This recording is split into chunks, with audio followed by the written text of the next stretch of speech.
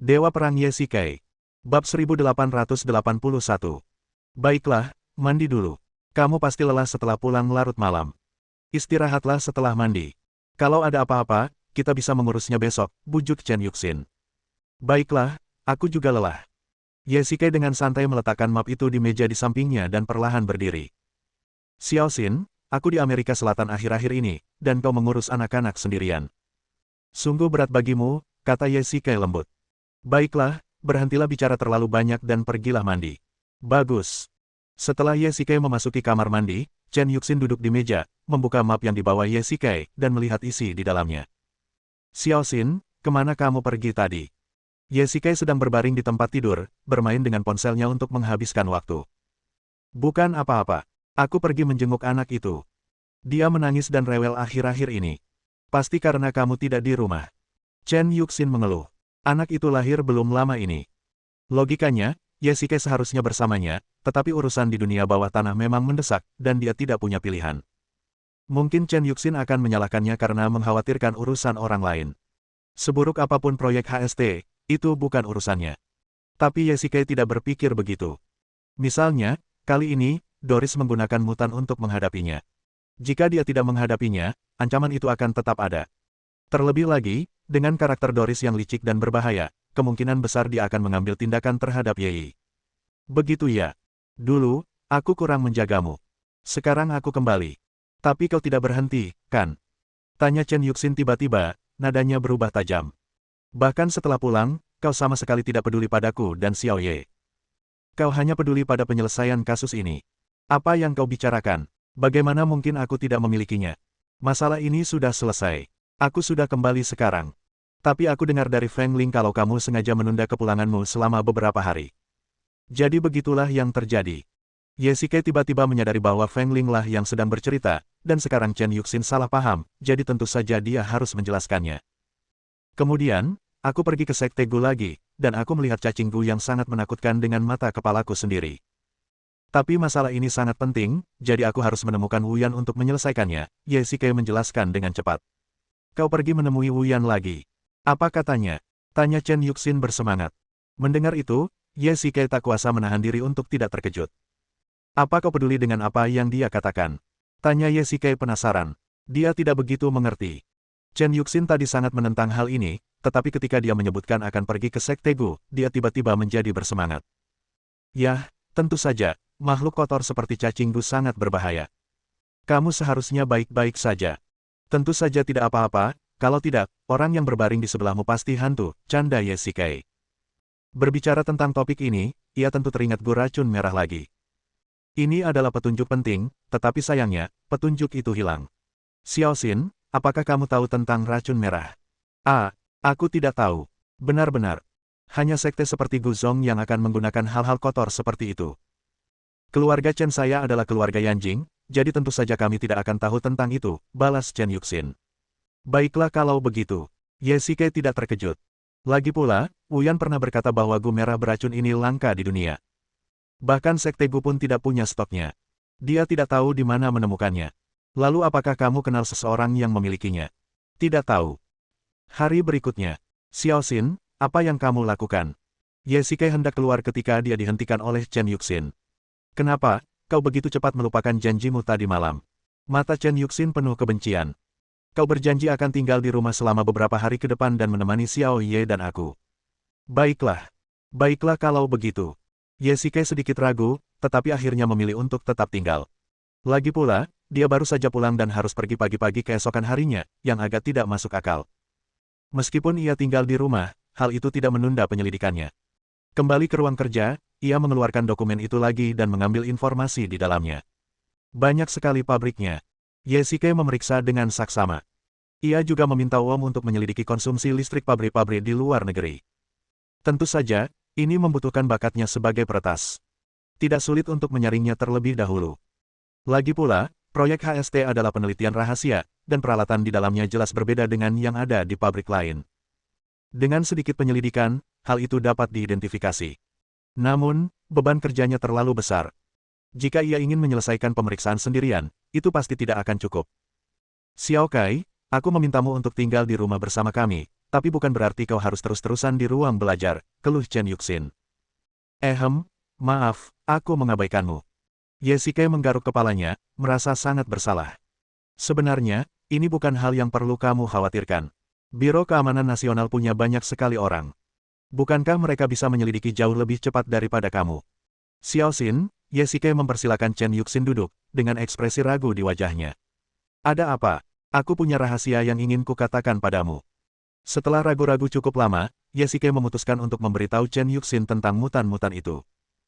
Meskipun ini seharusnya dianggap rahasia Biro Keamanan Nasional, ia memikirkannya dan memutuskan bahwa memberitahu Chen Yuxin seharusnya bukan masalah besar. Chen Yuxin bukan anak kecil, melainkan orang dewasa dan tahu apa yang tidak boleh dikatakan. Apa? Sebenarnya, aku sedang menyelidiki kasus yang sangat menakutkan. Ye Shikai mengeluarkan foto-foto mutan dan menunjukkannya langsung kepada Chen Yuxin. Apa ini, monster? Seperti yang diduga, wajah Chen Yuxin menunjukkan ekspresi ngeri. Mereka semua mutan, semuanya hasil modifikasi manusia. Bagaimana? Mereka menakutkan, kan? Lanjut Ye Shikai, aku pernah bertarung dengan mereka sebelumnya. Setiap mutan punya kekuatan tahap pemisahan roh. Apa? Sekuat itu? Seru Chen Yuxin takjub. Keluarga Chen adalah keluarga Tionghoa. Mereka mendapatkan rampasan terbanyak di alam rahasia Gunung Kunlun terakhir kali. Kekuatan mereka telah meningkat pesat, tetapi hanya ada lebih dari 100 master di tahap pemisahan roh, atau bahkan kurang dari 200. Kebanyakan dari mereka berada di tahap keluar tubuh. Sedangkan yang berada di tahap penggabungan, mereka langka. Ya, jadi kita harus menyingkirkan mereka, kalau tidak, seluruh Tiongkok akan dilanda bencana. Saat itu tiba, bahkan jika semua keluarga bangsawan bersatu, mereka tidak akan mampu menghentikan jumlah mutan yang sangat banyak. Tidak. Chen Yuxin tiba-tiba berteriak dengan gembira, Xiao Kai, kamu tidak bisa menyelidiki proyek ini lebih lanjut. Xiao Xin, jangan terlalu bersemangat. Duduklah dulu. Lihat, Xiao Yeki sudah ketakutan setengah mati karenamu. Ye Shikai juga ketakutan mendengar kata-kata Chen Yuxin. Kenapa kau yang menangani proyek berbahaya seperti itu? Lagi pula, kau tidak bisa menyelidikinya lebih lanjut. Bab 1882. Oke, jangan terlalu bersemangat. Ada bahaya, tapi aku tahu batasku. Ye Shikai mencoba membujuk Chen Yuxin, tetapi Chen Yuxin tampaknya sudah bulat tekadnya dan bersikeras agar Ye Shikai mundur dari penyelidikan. Matanya melotot seperti lonceng tembaga, dan sepertinya dia tidak akan menyerah sampai dia setuju. Tidak, kau tidak bisa menyelidiki lagi. Mutan-mutan ini sangat berbahaya sehingga Biro Keamanan Nasional menangani mereka dengan sangat serius. Kenapa mereka harus membiarkanmu, seorang warga sipil, menyelidiki? Xiao Xin, aku sudah lama menyelidiki kasus ini, dan saudara-saudara di Istana Hades juga sudah lama menyelidikinya, bahkan banyak orang yang kehilangan nyawa karenanya. Bagaimana mungkin aku menyerah saat ini? Jika aku menyerah sekarang, maka saudara-saudara yang telah meninggal sebelumnya akan mati dengan penyesalan. Ye Shikai membujuk dengan lembut. Dari situasi saat ini, Ye Shikai adalah orang yang paling dekat dengan dalang di balik HST. Dia tahu lebih banyak tentang proyek HST daripada Biro Keamanan Nasional. Jika dia mundur sekarang, dia hanya bisa membiarkan Tianjing menyelidikinya. Dengan cara ini, akan memakan waktu dan tenaga, dan semua upaya sebelumnya akan sia-sia. Aku tidak peduli. Kau bukan penyelamat. Kau suamiku, Chen Yuxin. Masalah ini sangat rumit. Kau tidak boleh mengambil risiko. Chen Yuxin berkata dengan tegas, jika kau tidak setuju, aku akan pergi ke Jin Li besok, dan dia juga akan memberikan sedikit muka pada keluarga Chenku. Kau, Ye Shikai tidak ingin kehilangan kesabarannya, jadi ia hanya bisa pasrah. Keluarga Chen memiliki latar belakang terkemuka di Yanjing, dan Chen Yuxin datang sendiri. Mungkin Jin Li benar-benar akan membiarkannya mundur dari penyelidikan proyek HST, tetapi dalang di balik layarnya masih lolos. Ketika ia kembali, itu akan menjadi bencana. Jangan lihat ini juga. Chen Yuxin tidak berniat mundur. Tak hanya itu, ia mengulurkan tangan dan mengambil informasi itu dari tangan Ye Shikai. Sekarang, kamu tinggal saja di rumah dan temani aku dan Xiao Ye. Tunggu, kata Ye Shikai tiba-tiba. Ada apa? Aku bisa berjanji padamu bahwa aku tidak akan menyelidikinya, tapi aku bisa meminta saudara Minggong untuk menyelidikinya. Seharusnya tidak masalah, kan? Ye Shikai mengambil kembali informasi itu darinya. Saya akan mengirimkan mereka informasinya. Baiklah. Setengah hari kemudian. Setelah terbiasa dengan kesibukan, Ye Shikai merasa sedikit tidak nyaman dengan waktu luang yang tiba-tiba datang. Meskipun rumahnya memiliki segalanya dan kondisi yang nyaman, ia masih memiliki kekhawatiran yang belum terselesaikan, jadi bagaimana mungkin ia masih bisa menikmatinya. Mimpi buruk, bagaimana situasi di luar? Ye Shike menghubungi nomor telepon Istana Dunia Bawah. Meskipun ia memenangkan pertempuran terakhir antara 3 istana dan Istana Laut, kedua belah pihak membayar harga yang mahal. Dapat dikatakan bahwa banyak pemain hebat terbunuh dan terluka di seluruh dunia bawah tanah. Jika perang sebelumnya hanya pergantian dewa utama dan penguasa geng kegelapan, maka kali ini dapat dikatakan luka serius dan tulang punggung seluruh dunia bawah tanah hampir runtuh. Sejak perang terakhir, banyak pasukan dan organisasi yang kosong, dan terjadi banyak pergantian personel, tetapi secara keseluruhan keadaannya relatif stabil. Tuanku telah resmi menyatukan dunia bawah tanah, dan tak seorang pun berani melawan kita, jadi semuanya akan segera ditenangkan, jawab Nightmare. Oke, aku punya beberapa informasi di sini, dan Wom juga punya. Pergilah selidiki sesegera mungkin dan beritahu aku hasilnya. Ya, Tuan. Juga, berapa banyak penjaga rahasia yang tersisa? Ye Shike tiba-tiba bertanya. Kami kehilangan lebih dari separuh pengawal rahasia kami kali ini, dan beberapa dari mereka tidak ada di pangkalan. Kami hanya bisa mengerahkan 40 hingga 50 pengawal rahasia sekarang. Baiklah, kamu sendiri yang memilih seorang jenderal yang cakap untuk menjadi pemimpin dan memimpin semua pengawal rahasia ke Yanjing. Tuan, apakah Anda bersiap untuk membiarkan kami kembali ke Tiongkok? Mimpi buruk tiba-tiba berkata demikian dan kembali bersemangat.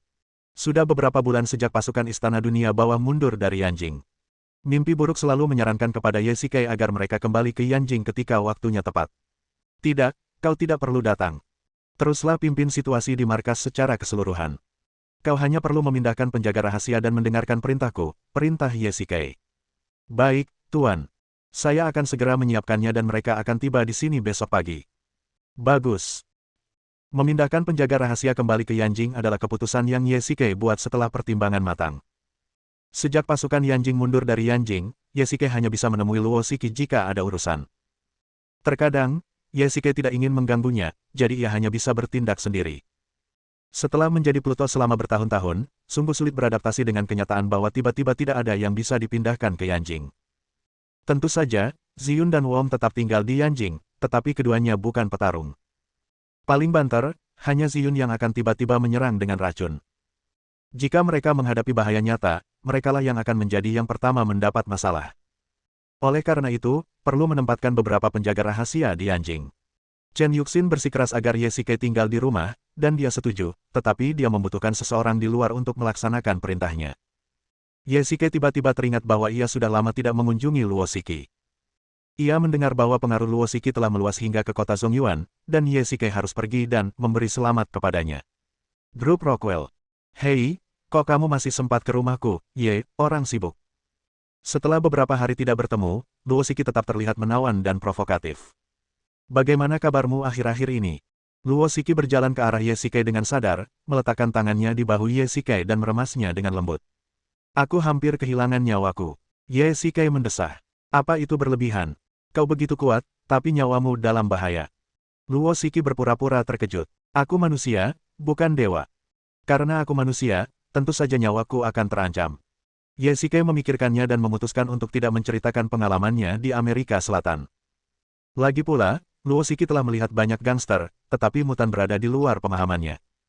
Oke, kamu tidak pernah datang menemuiku tanpa alasan. Kalau ada yang ingin kamu katakan, katakan saja langsung. Kamu sudah lama tidak datang menemuiku. Kamu harus menunggu sampai sesuatu terjadi baru ingat aku. Luo Shiki mengeluh dengan suara lembut. Baiklah, aku berharap kau bisa membantuku menemukan tempat. Tempat. Lebih tepatnya, itu seharusnya tempat tinggal. Lokasinya harus tersembunyi dan kondisinya tidak terlalu buruk. Seharusnya bisa menampung sekitar 50 hingga 100 orang, jelas Ye Shike. Ia datang untuk mencari tempat tinggal bagi para penjaga rahasia. Sulit untuk mengatakannya. Markas aslinya tidak bisa lagi digunakan, jadi ia harus mencari tempat baru. Namun, ia tidak pernah menemukan tempat yang cocok. Akhirnya, ia hanya bisa meminta bantuan dari Luo Shiki.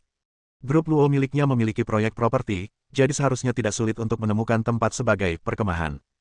Tidak masalah, ini hanya masalah kecil. Aku akan meminta bantuan seseorang nanti. Bab 1883. Kamu cari pengawal. Aku ingat kamu tidak kekurangan pengawal. Lagi pula, kamu sekarang menantu keluarga Chen. Kamu tidak akan kekurangan petugas keamanan di sekitarmu. Kau tak perlu khawatir. Cari saja tempat untukku. Sebaiknya sedekat mungkin dengan rumah keluarga Chen, kata Ye Shike ringan. Oke, tidak masalah. Luo Shiki tiba-tiba mengganti topik pembicaraan dan bertanya, kamu pasti melakukan sesuatu yang berbahaya akhir-akhir ini. Mengapa kamu berkata begitu? Kalau kau sampai perlu datang kepadaku untuk meminta bantuan, berarti kau pasti telah menghadapi sesuatu yang sangat berbahaya. Luo Shiki duduk di hadapannya, bergumam pelan. Katakan padaku, biarkan aku tahu apa yang telah kamu alami. Shiki, bukannya aku tidak ingin memberitahumu. Ye Shiki menunjukkan ekspresi tak berdaya. Ia tahu betul bahwa memberitahu Luo Shiki tentang proyek HST dan para mutan itu hanya akan menyusahkannya. Lagi pula, para mutan itu hanya bisa ditangani oleh para kultivator. Meskipun Luo Shiki memiliki beberapa penjahat nekat di bawah komandonya, mereka bukanlah kultivator dan tidak bisa membantunya menghadapi para mutan itu sama sekali. Oleh karena itu, meskipun Ye Shiki mengatakan yang sebenarnya, itu tidak akan berpengaruh. Sebaliknya, masalah ini sangat rahasia, dan semakin sedikit orang yang mengetahuinya, semakin baik. Jika tidak, hal itu bisa menimbulkan kepanikan. Jika Luo Shiki mengetahuinya, seseorang mungkin akan menyerangnya. Ye Shiki tidak ingin melibatkan Luo Shiki karena urusannya sendiri. Meskipun Luo Shiki adalah ratu dunia bawah tanah di Yanjing, dia mungkin akan berada dalam bahaya. Jadi, kamu tidak ingin mengatakannya. Shiki, kuharap kau bisa mengerti aku. Jika kau tahu tentang ini, itu tidak akan ada gunanya bagimu. Aku juga. Ye Shiki menolak mengatakan apapun. Luo Shiki ragu sejenak, tetapi akhirnya tidak bertanya lebih lanjut. Jika Ye Shiki tidak mengatakan apa-apa, dia tidak akan bertanya. Ada beberapa hal yang tidak bisa kujelaskan padamu, Shiki. Setelah semuanya beres, aku akan memberitahumu semua yang ingin kau ketahui. Baiklah, kalau begitu aku akan menunggu, tapi kamu harus berjanji padaku bahwa kamu akan hidup dengan baik sampai hari itu tiba. Tentu. Bos, kita sudah menemukan tempatnya. Haruskah kita meminta Tuan Ye untuk memeriksanya langsung? Saat itu, Sekretaris Luo Shiki masuk ke kantor dan melapor kepada mereka berdua. Begitu cepat. Saya baru saja membeli sebidang tanah. Awalnya saya berencana membangun pabrik, tetapi karena Anda ingin menggunakannya, saya akan memberikannya kepada Anda. Meskipun pabriknya belum dibangun, pabrik tersebut telah direnovasi. Dengan sedikit modifikasi dan beberapa peralatan terpasang, pabrik tersebut dapat digunakan untuk tempat tinggal. Dan jaraknya hanya 5 km dari rumah keluarga Chen. Baiklah, mari kita periksa. Setengah jam kemudian. Baiklah, apakah kamu puas? Tentu saja, semuanya tersedia di sini. Ye Shiki memandangi tempat ini. Meskipun tampak seperti pabrik dari luar, ada cukup ruang bagi para penjaga rahasia untuk bergerak. Ledakan, ledakan, ledakan. Saat itu, terdengar ketukan di pintu dan puluhan pria berpakaian hitam masuk. Mereka semua adalah penjaga rahasia dari Eropa. Mereka tidak dihentikan karena mereka telah melaporkan identitas mereka sebelumnya. Dewasa, dewasa. Wah, mereka semua. Pengawalmu. Tanya Luo Shiki penasaran. Sepertinya para praktisi itu memiliki aura mereka sendiri dan mereka berjalan dengan bermartabat. Kurasa begitu. Aku bisa mengerti. Tapi selain melindungiku, mereka punya beberapa tugas yang lebih penting. Kalau begitu, aku tidak akan mengganggumu lagi. Tempat ini untukmu. Kalau kau ingin menggunakannya, silakan saja. Aku tidak akan ikut campur. Itu tidak bagus. Bagaimana kalau aku membayar sejumlah uang dan membeli pabriknya? Apakah kita masih perlu membicarakan ini? Tanya Luo Shiki, lalu berbalik untuk pergi. Masih ada beberapa rapat di grup. Aku akan kembali dulu. Tunggu, bagaimana kalau aku mentraktirmu makan? Ye Shiki merasa sedikit bersalah. Meskipun grup Luo kaya, dia bukan orang yang suka memanfaatkan orang lain, bahkan orang-orang di sekitarnya. Kita lakukan lain hari saja. Luo Shiki tidak menoleh ke belakang, hanya mengangkat tangannya dan melambaikan tangan ke belakang, lalu masuk ke mobil dan meninggalkan pabrik. Bos, adakah sesuatu yang membuat kita datang ke Tiongkok kali ini? Pemimpinnya tak lain adalah aligator. Ye Shiki sudah lama tidak bertemu dengannya. Aula ketiga telah menderita banyak korban sebelumnya, jadi aligator dipindahkan ke tempat lain untuk bertanggung jawab atas urusan markas cabang Istana Dunia Bawah. Ia kembali kali ini hanya ketika ia punya waktu. Sangat mudah. Tugas pertama kalian adalah menyelidiki ini. Ye Shiki membagikan informasi pabrik kepada setiap penjaga rahasia. Kalian semua harus tahu tentang mutan. Mereka masih punya markas. Tugas kalian adalah menemukan mereka. Ye Shiki menjelaskan semuanya kepada mereka. Sekarang karena ada begitu banyak penjaga rahasia, mereka bisa bertindak lebih cepat jika mereka berpencar dan bertindak sendiri-sendiri. Tapi, bos, daftar ini terlalu panjang. Itulah sebabnya aku memintamu datang ke sini. Aku tidak punya orang lain di Yanjing yang bisa dipindahkan ke sini, kalau tidak, untuk apa aku memindahkanmu ke sini? Baiklah, bos, karena Anda sudah bicara, kita akan menyelesaikan misi kita. Keluarga Chen. Xiao Kai, bukankah sudah kubilang untuk tidak pergi menyelidiki? Kenapa kau masih pergi? Begitu Ye Shikai kembali ke rumah, Chen Yuxin memarahinya. Saya tidak pergi. Saya meminta orang lain untuk melakukan semua hal ini. Ngomong-ngomong, apakah kamu memindahkan penjaga rahasia ke sini? Chen Yuxin menyilangkan tangannya di depan dada, tampak mengeluh. Para pengawal kegelapan adalah pasukan elit istana dunia bawahku dan mereka sepenuhnya mematuhiku. Apakah ada yang aneh dengan pemindahan mereka kembali ke Yanjing? Tanya Ye Shikai balik. Kamu di rumah sekarang. Apa keluarga Chen tidak punya ahli? Kamu secara khusus meminta penjaga rahasia untuk datang ke sini, yang jelas menunjukkan bahwa kamu tidak percaya padaku, balas Chen Yuxin. Sejujurnya, para penjaga rahasia dan keluarga Chen memang berinteraksi, terutama dengan agensi bayangan. Tapi kalau tidak salah ingat, interaksi itu semua adalah pertempuran, dan aku kehilangan banyak orang karenanya. Xiao Kai, apa kau menyalahkanku atas ucapanmu? Kau menghadapi begitu banyak bahaya karena dikelilingi oleh sekelompok orang yang mencurigakan. Oke, berhenti bicara. Aku tidak ingin bertengkar denganmu. Ye Shikai berdiri dari sofa. Karena sekarang ia sudah punya anak, tentu saja ia tidak ingin bertengkar dengan Chen Yuxin di depan anak itu. Meskipun Ye Shikai kecil baru berusia beberapa bulan, bertengkar tidak akan membantu. Karena aku sudah memindahkan mereka ke sini, mereka pasti berguna bagiku. Jangan bicara lagi. Ngomong-ngomong, bukankah kau memintaku untuk menyelidiki? Baiklah, aku janji sekarang. Aku tidak akan menyelidiki, tapi aku akan meminta bantuan seseorang untuk menyelidiki. Baiklah. Ye Shikai melambaikan tangannya dan berbalik untuk pergi. Bab 1884. Larut malam. Ye Shikai sedang berbaring di tempat tidur sambil menatap ponselnya. Setelah sekian lama, Chen Yuxin keluar dari kamar mandi. Keduanya hampir bertengkar di malam hari, tetapi Ye Shikai menahan diri dan mengabaikannya, sehingga terhindar dari pertengkaran. Xiao Kai, bisakah kita bicara? Chen Yuxin mengangkat selimut dan naik ke tempat tidur. Baiklah, tapi mari kita perjelas terlebih dahulu bahwa apapun yang terjadi, kita tidak boleh bertengkar, kata Ye Shikai. Oke, aku setuju. Chen Yuxin mengangguk. Xiao Yeki ada di sebelah. Akan buruk membangunkan anak itu jika mereka bertengkar di tengah malam. Baru saja. Aku impulsif, Xiao Kai. Aku tidak memikirkan perasaanmu. Chen Yuxin mengalah lebih dulu, sesuatu yang tidak umum. Ketika sepasang suami istri bertengkar, salah satu dari mereka selalu harus mengalah terlebih dahulu dan meminta maaf. Dulu, Ye Shikai selalu berkompromi lebih dulu. Lagi pula, dia laki-laki dan selalu perlu memperhatikan istrinya. Mari kita bersikap adil dan berpegang pada fakta. Xiao Xin, apakah ada alasan lain mengapa kau melarangku menyelidiki secara pribadi, selain alasan keamanan? Tanya Ye Shikai tiba-tiba. Tentu saja tidak, kata Chen Yuxin tegas. Benar-benar. Xiao Kai, mengapa kamu menanyakan hal ini? Chen Yuxin bertanya balik. Bukan apa-apa. Aku hanya merasa kau sangat sensitif tentang masalah ini. Kau jadi bersemangat ketika aku menyebutkan penyelidikan itu, jelas Ye Shikai. Sebenarnya, ia selalu merasa seperti ini. Chen Yuxin sangat muak dengan penyelidikannya terhadap proyek HST. Penyelidikannya begitu intens sehingga seolah-olah ia telah bertemu dengan musuh yang membunuh ayahnya. Hal ini membuatnya sedikit penasaran. Namun, ia mengenal Chen Yuxin. Wanita ini memiliki hasrat yang kuat untuk memegang kendali. Sekarang setelah ia memiliki suami dan anak, ia tentu tidak ingin kehilangan mereka. Jadi, wajar saja jika Chen Yuxin menentang Ye Shikai mengambil risiko. Namun akhir-akhir ini, ia merasa semakin tidak normal. Chen Yuxin tampaknya tidak hanya mengkhawatirkan keselamatannya. Ia tidak yakin. Itu hanya perasaan, intuisi. Aku khawatir tentang keselamatanmu. Kau bukan hanya suamiku sekarang, tapi juga ayah Xiao Ye. Apa yang akan terjadi padanya jika sesuatu terjadi padamu? Apa kau mau anak sekecil itu tanpa ayah sejak kecil? Tanya Chen Yuxin. Ini, karena aku tidak terlalu memikirkannya. Ini kelalaianku.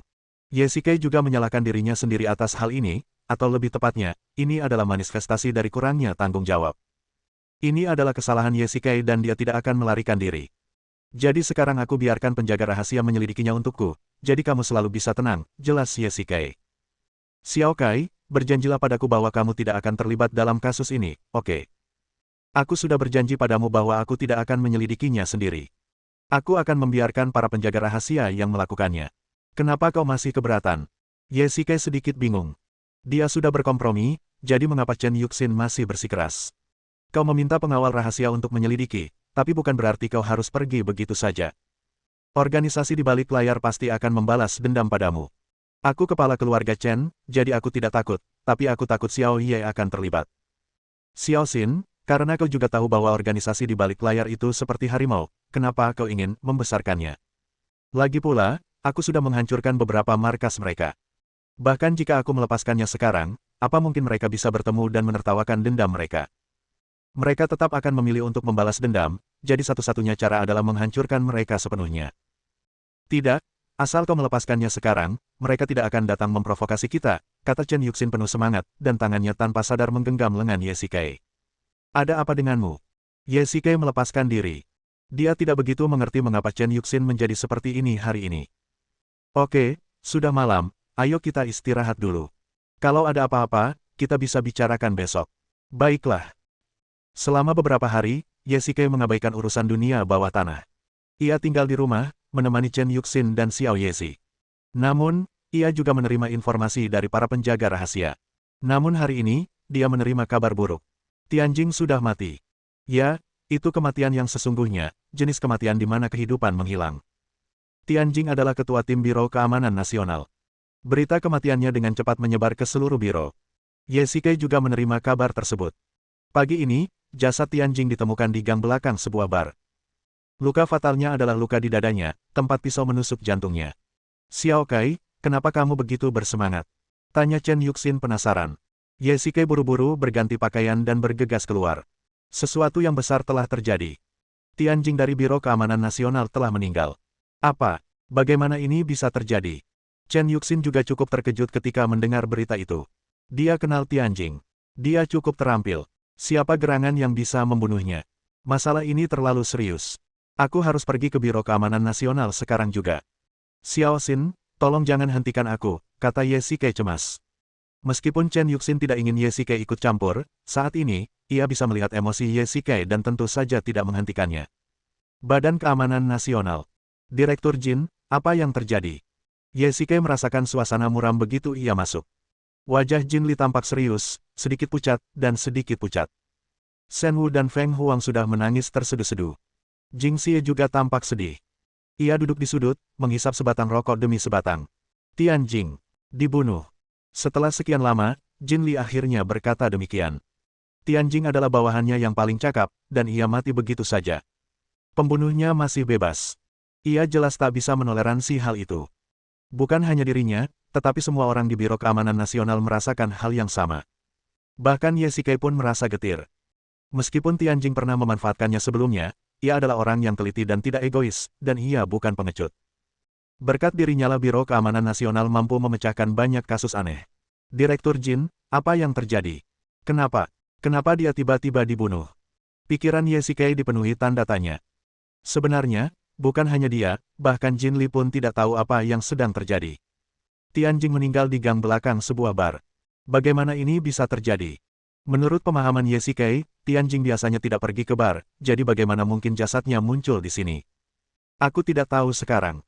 Kita harus menunggu sampai laporan otopsi forensik keluar. Nada bicara Jin Li agak lemah. Kematian mendadak Tianjing merupakan pukulan berat baginya. Sekarang dia tidak tahu siapa pembunuhnya, tetapi jelas bahwa pembunuh itu menargetkan Biro Keamanan Nasional. Tianjing memegang posisi penting di Biro Keamanan Nasional. Pihak lain benar-benar mengambil risiko dan bertindak di Tianjing. Tianjing pasti memiliki beberapa informasi penting di tangannya, dan itu pasti cukup fatal, sehingga pihak lain akan membunuh untuk membungkamnya. Bab 1885. Ye Shikai sangat yakin bahwa Tianjing pasti memiliki informasi fatal tentang pihak lain, sehingga pihak lain akan mengambil risiko dan membunuh untuk membungkamnya. Kalau tidak, siapa yang berani membunuh Tianjing di Tianjing? Ngomong-ngomong, kematian Tianjing sungguh disayangkan. Seperti kata pepatah, orang mati adalah yang terhebat. Meskipun Ye Shikai dan Tianjing pernah berselisih karena beberapa hal sebelumnya, secara umum, kerjasama di antara keduanya jauh lebih penting daripada konfliknya. Terlebih lagi, Tianjing juga orang yang jujur dan peduli dengan keselamatan Tiongkok. Kematiannya merupakan kehilangan besar bagi Tiongkok dan bagi Ye Shikai sendiri. Aku akan pergi menemuinya. Bagus. Ye Shikai datang ke kamar mayat, tetapi ia hanya bisa melihat melalui kaca dari luar. Dokter forensik sedang melakukan otopsi. Secara logika, Tianjing telah memberikan kontribusi yang begitu besar, sehingga jenazahnya harus diawetkan setelah kematiannya. Namun, jika tidak ada otopsi, tidak ada bukti yang bisa diperoleh. Ini juga merupakan langkah yang sia-sia. Ye Shikai datang ke kantor tempat Jingxi dan yang lainnya berada. Mereka bertiga seharusnya paling sedih atas kematian Tianjing. Sebagai anggota tim dan rekan seperjuangan, hubungan mereka dapat digambarkan sebagai persahabatan hidup dan mati. Tuan kamu. Baiklah, duduklah. Ye Shikai melambaikan tangannya dengan lembut. Shen Wu di seberang masih menangis. Meskipun Feng Huang menghiburnya dengan lembut, wajahnya penuh kesuraman. Bisakah kau menceritakan apa yang terjadi tadi malam? Setelah sekian lama, ketika emosi semua orang sudah tenang, Ye Shikai bertanya. Ini, kami tidak tahu. Saya ingat ketua tim bilang dia akan pergi jalan-jalan, tapi dia tidak memberitahu kami tujuannya. Jingxi masih cukup rasional. Dia dengan hati-hati mengingat apa yang terjadi tadi malam, tapi sepertinya tidak ada gunanya. Kapan kamu pergi? Saat itu sudah cukup larut, sekitar pukul 11. Ye Shikai perlahan berdiri dan berjalan ke jendela. Hujan deras di luar, seolah-olah akan menyapu bersih semua bukti yang tersisa. Pembunuhnya kini belum diketahui, tetapi Ye Shikai curiga bahwa pembunuh yang membunuh Tianjing mungkin dalang di balik proyek HST. Sekalipun bukan dia, dia pasti memiliki hubungan dekat dengan proyek ini. Aku hanya ingin bertanya satu hal padamu. Apakah kau ingin menemukan pembunuhnya dan membalaskan dendam Tianjing? Ye Shikai tiba-tiba berbalik dan bertanya dengan nada tajam. Tentu saja. Aku tak sabar menemukan pembunuhnya dan membunuhnya dengan tanganku sendiri, kata Shen Wu penuh semangat. Ya, kita harus membalaskan dendam Tianjing. Baiklah, karena kau ingin balas dendam, aku akan membantumu. Tianjing bisa dianggap sebagai teman baikku. Lagi pula, dia mungkin dibungkam karena punya petunjuk penting. Jadi, aku akan membantumu semaksimal mungkin, baik secara terbuka maupun diam-diam, kata Ye Shikai tegas. Ya, ketua tim mungkin menemukan beberapa petunjuk, Jingxi setuju. Kami tidak menemukan apapun di tubuh ketua tim, bahkan ponsel dan dompetnya. Kurasa barang-barang itu pasti dibawa pergi oleh si pembunuh. Baiklah, abaikan saja petunjuk yang dicuri itu untuk saat ini. Ayo kita lihat apa yang terjadi di Tianjing tadi malam. Oke, setengah jam kemudian. Ada kamera dashboard di mobil Tianjing. Untungnya belum diambil. Dengan perekamnya, setidaknya kita bisa tahu kemana dia pergi. Ye Shikai melepas kamera dashboard dari mobil Tianjing dan memutarnya di komputer. Jingxi kemudian menelusuri rute dan menemukan kamera pengawas di sepanjang jalan. Sebelum Ye Shikai datang ke Biro Keamanan Nasional, ia hanya tahu bahwa Tianjing meninggal di gang belakang sebuah bar. Lalu ia tidak menyangka bahwa bar ini tak lain adalah Dark Knight Bar, wilayah kekuasaan Luo Shiki. Bar itu adalah tempat bagi anak muda untuk bersantai di malam hari, dan akan menjadi sangat gila. Namun, Ye Shikai sangat jelas bahwa bar malam yang gelap bukanlah tempat di mana gangster manapun berani membuat masalah. Alasannya sangat sederhana. Ini adalah wilayah Luo Shiki.